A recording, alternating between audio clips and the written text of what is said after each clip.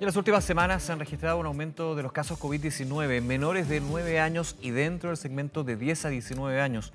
Aunque expertos afirman que los cuadros no son graves en su mayoría, sí estarían propagando el virus en la población más vulnerable y como adultos mayores y enfermos.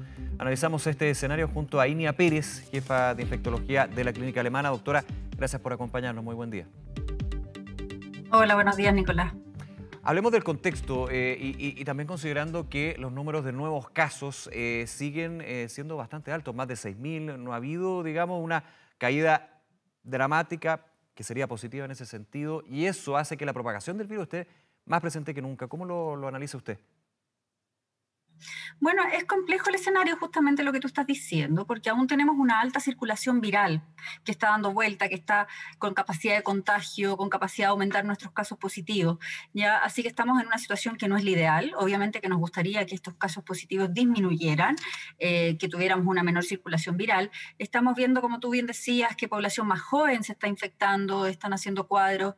Estamos teniendo la gran mayoría de los pacientes que están siendo infectados en este minuto son menores de 55 años y eso es lo que muestran las estadísticas. Y Ujú. así también ha cambiado nuestro perfil de pacientes hospitalizados, aunque tenemos hospitalizados más jóvenes también. ¿Cómo se conecta eso con la campaña de vacunación, doctora? ¿Cómo lo ve en ese sentido en términos de que se ha hablado de que en la población más joven hay ciertos grupos que no se están vacunando y eso podría también, más allá de la circulación del virus, porque sabemos que con vacuna igualmente uno puede contagiar o ser contagiado. El tema es que los síntomas podrían ser leves y eso es justamente lo positivo de la vacuna en esta instancia que vivimos. O sea, justamente tú lo dices, la vacuna, más que buscar que tú no te contagies, ojalá sí, pero no es como el objetivo principal de la vacuna. El objetivo principal de estas vacunas es lograr que el cuadro que tú hagas, si es que te enfermas, sea un cuadro leve y que ojalá no te lleve a hospitalizar. Obviamente esto no es 100%. Vamos a tener pacientes hospitalizados graves con 2 dosis de vacuna, son los menos, y es un poco lo que estamos viendo que está ocurriendo en los hospitales, en los servicios de salud. Estamos viendo que los pacientes que están siendo hospitalizados son más jóvenes, pacientes que aún no tienen vacuna. Si comparamos esta ola con nuestra primera ola, en donde el grueso de nuestros pacientes eran mayores de 60, 70 años que hacían cuadros graves, eso hoy en día lo vemos cada vez menos. Y es un efecto efectivamente de la vacuna y que está haciendo su efecto. Ujú. Sobre el tema de cómo esto influye en los grupos que no se vacunan, para nosotros es bastante complejo. Necesitamos tener una vacunación masiva para lograr disminuir la circulación viral y que así podamos proteger no solo a toda la población, sino que también a aquellos que no se pueden vacunar, que en este minuto son los niños, nuestro grupo más vulnerable, y algunos enfermos, pocos, pero algunos enfermos que no pueden recibir la vacuna por temas de alergia principalmente.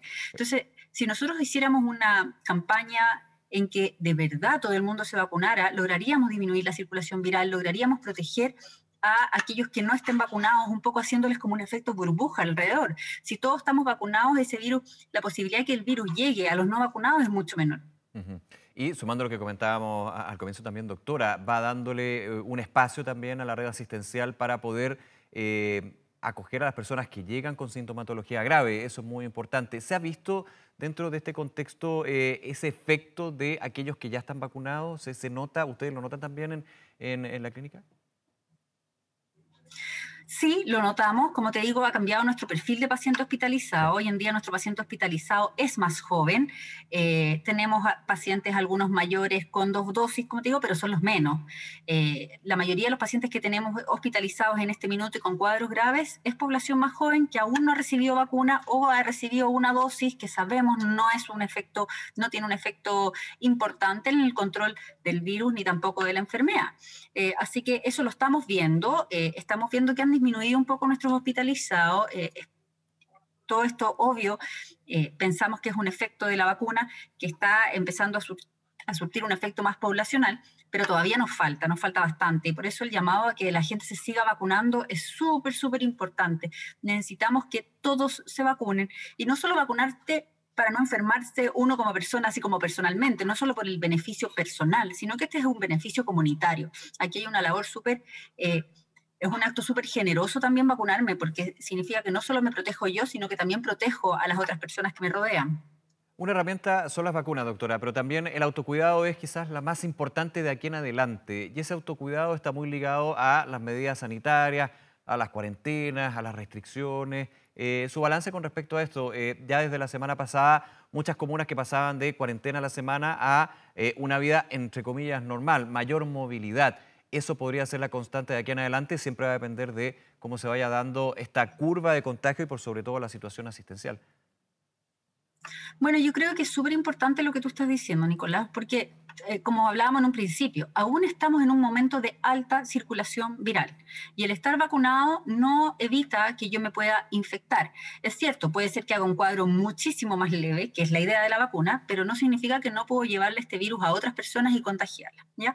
Así que, dicho eso, pese a estar vacunado, pese a que haya ahora más libertad de movilidad, yo hago un llamado a toda la población a tratar de seguirse cuidando al máximo posible, seguir manteniendo las medidas que ya todos las sabemos de memoria, ¿verdad? El lavado de manos, el distanciamiento físico, el uso de mascarillas y ojalá tratar de evitar las salidas innecesarias. Tratemos de ser muy cuidadosos con nosotros mismos, ¿ya? Aquí hay que apelar Ujú. a la responsabilidad de cada persona, ¿ya? No podemos seguir dependiendo solo de que si es que me dijeron que tengo que quedarme en la casa o no me dijeron. Necesitamos que la gente se haga responsable de su propio cuidado y que nos ayuden así a disminuir la propagación viral y a disminuir y mejorar el control de este virus. Eso es muy importante porque hay una mal concepción de que, por ejemplo, voy a poner un ejemplo solamente, son las fiestas clandestinas el gran catalizador de contagio. Sí lo es, pero no solamente una fiesta clandestina, una reunión social, ya lo sabemos, lo hemos repetido millones de veces, puede terminar con una situación compleja en términos de COVID-19 y se puede dar en el seno de la familia, cuando llega una persona de afuera, cuando no se toman las medidas de, sanitarias y sumo también, doctora, otro punto, cuando la persona está con dos dosis, llega a pensar, bueno, yo ya estoy con dos dosis, así que es menor el riesgo de contagiarse y contagiar a otro, digamos. Así es, y justamente tú como muy bien lo dices, la mayoría de los contagios se dan en ambientes sociales, en reuniones familiares, en reuniones con amigos, ahí es donde estamos viendo la mayoría de los contagios. Y yo en ese sentido hay que tratar de no engañarse, no es como decir, es que yo estoy vacunado, es que yo me cuido, sí, obvio que el de al lado también se cuida, pero estamos cerrando un poquitito los ojos y caemos en esa como falsa sensación de seguridad que en realidad no existe. Hoy en día, como te digo, la circulación viral sigue siendo alta. Cada vez que yo me junto con alguien, estoy asumiendo un riesgo de que esa otra persona puede estar contagiado o puede estar incubando la enfermedad y puede contagiarme y yo a la vez puedo contagiar a otro. Así que ahí hay que ser un poco más cuidadosos con uno y tratar de no correr esos riesgos, ¿ya? Y ese es un poco el llamado. No cerremos los ojos a pensar de que, obvio, si él está vacunado, obvio no me va a contagiar, obvio que si yo me junto con mi amigo que él también me ha dicho que se ha juntado, o sea, todos caemos en esa como relativización de los riesgos y que no es buena idea. La idea es que seamos más cuidadosos, que nos sigamos cuidando, que sigamos manteniendo las medidas, como yo te digo, la circulación viral sigue siendo alta y si la gente no nos ayuda, vamos a seguir con este problema. Ujú. Doctora Pérez, en ese punto, la información sobre cuando yo debo ya tener consideración de que puedo estar contagiado, desde los síntomas, desde las señales, ¿eso usted, en lo que ha tenido de experiencia, está bien abordado o no, en términos de las personas, pero también de las autoridades sanitarias, del Estado en sí, ya sea gobierno? ¿Hay claridad en eso cuando yo tengo que, por ejemplo, hacer una cuarentena preventiva porque es posible que esté contagiado? Que es la primera gran barrera, O digamos, sea, para evitar nuevos contagios. O sea, parte importante de la estrategia aquí es que tenemos que diagnosticar a los casos positivos. Entonces, una persona que está sintomática, que tiene síntomas, y ojo que al decir tiene síntomas, no me refiero solo a que tenga fiebre o que tenga tos. Cualquier persona que tenga síntomas respiratorios, desde congestión nasal, dolor de garganta, dolores musculares, debería acercarse a un servicio de urgencia y debería hacerse una PCR. Si yo no tengo una PCR, no puedo asumir que la congestión nasal que yo tengo es mi alergia estacional. No puedo asumirlo. Claro. ¿Ya? Y así hemos tenido varios brotes que se han dado en grupos familiares o en reuniones sociales porque la persona dice, soy con alergia. Sí, y esto se hace más complicado, doctora, Y en ese perdón, con lo último que usted dice, en esta época donde los resfríos siempre están presentes, con bajas temperaturas, con menor ventilación, o sea, y hemos conversado varias veces de las primeras señales, los síntomas, que después se hacen más claros, pero al principio pueden ser más bien un resfrío. Y uno dice, bueno, en realidad no era COVID, estaba resfriado. Esa diferencia, hay una línea bastante delgada, es bien complicada.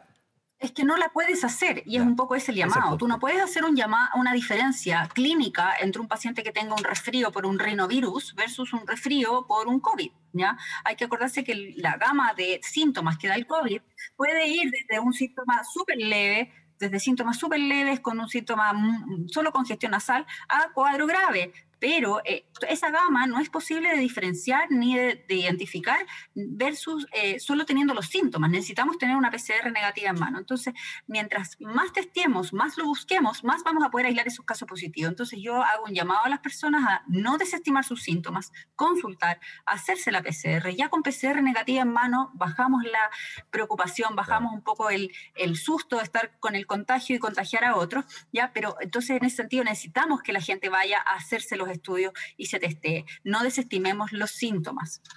Ahora, el punto es que la PCR no se da de un minuto a otro, pueden pasar días por el alto volumen de testeos que se están haciendo actualmente. Ahí, ¿cuál es la recomendación cuando uno está a la espera del PCR? Obviamente uno diría, lo primero es cuarentena preventiva, pero ¿hay otros puntos que tenemos que tener en consideración? O sea, lo que tú estás diciendo es correcto. Cuando yo estoy esperando mi PCR, yo no puedo asumir que esa PCR sea negativa o sea positiva. Yo debería esperar el resultado y guardarme mientras yo la espero. Cualquier persona que está esperando una PCR tiene derecho a licencia. A cualquier persona asintomática que está esperando una PCR se le puede dar 3 días de licencia mientras espera su resultado de PCR. Si la PCR sale positiva, se extiende su licencia para completar su cuarentena. Si la PCR sale negativa, puede retomar sus labores de trabajo. ¿Ya? Así que eso está normado, eso se hace, así que no hay que esperar la PCR haciendo vida normal. Si yo estoy sintomático respiratorio, yo debería guardarme en ese momento, ir a hacerme una PCR y esperar el resultado en una cuarentena preventiva en mi casa. Ahora, Y ojalá el Sí, grupo familiar también. y el grupo familiar considerando los que son contacto estrecho en ese sentido, ya con una definición bastante clara Exactamente. de quién es contacto estrecho y cómo se da ese punto. Ujú. Ujú. Así es, así es. Bueno, los contactos estrechos también lo hemos repetido. Cualquier persona que viva bajo el mismo techo de un paciente sintomático es contacto estrecho. Cualquier persona que haya tenido un contacto prolongado con ese paciente también es contacto estrecho, más de 2 horas. Cualquier persona que haya pasado más de 15 minutos a menos de 1 metro sin mascarilla también es contacto estrecho. Doctora Pérez, y cuando hablamos de niños, cuando empezamos también a ver niños o adolescentes con algunos síntomas que nos llaman la precaución, ¿cómo también se debería actuar ahí, en este contexto que vivimos ahora? Bueno, yo creo que justamente lo que hay que tratar de hacer es testear a los niños también. O sea, si tenemos Ujú. niños sintomáticos. Esto ocurre bastante en grupos familiares, que se enferma uno de los niños, se enferman todo el grupo familiar. Ojalá por lo menos uno de ese grupo familiar tenga hecho una PCR, al menos, ¿ya? Para descartar que esto no sea COVID y que todo el grupo familiar tenga que irse en cuarentena. Si tenemos un niño sintomático en la casa, tenemos más hermanos, tampoco mandemos a esos hermanos al colegio. Hay que recordar que ese niño puede haber hecho un COVID y los hermanos son contacto estrecho y pueden tener un cuadro asintomático también. Entonces, tenemos que nosotros también extremar esas medidas de precaución, extremar la posibilidad de contagiar a otros y ayudarnos entre todos. Es mejor quedarse en la casa un día en espera de una PCR a salir con la sospecha de que esto sea COVID y después que por nuestra culpa un grupo más grande se vaya de contacto estrecho. Bien, doctora, agradecerle nuevamente estos minutos con Canal 24 Horas.